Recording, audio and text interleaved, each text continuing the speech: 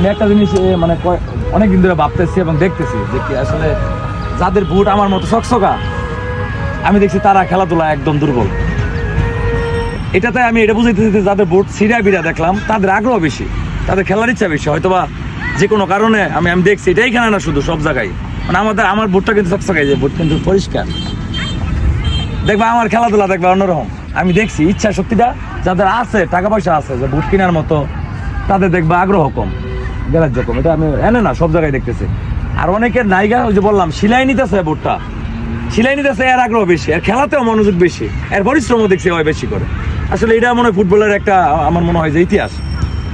যাই হোক, সবাই চেষ্টা করো, যে জায়গায় আছি।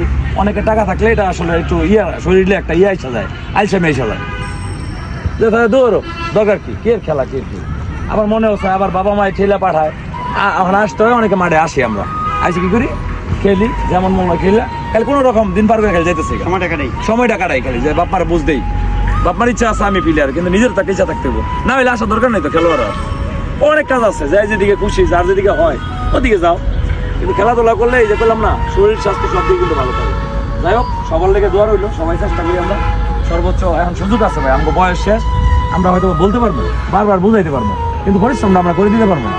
আমরা আইসামি করে অনেক সময় দৌড়াদৌড়ি করি না, বৈশা থাকি, কারণ শরীর চলে না তো।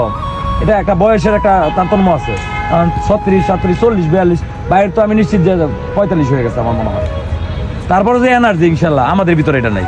যাই হোক, সবাই চেষ্টা করো, সবার জন্য দোয়া রইলো, ভালো থাকবো সবাই।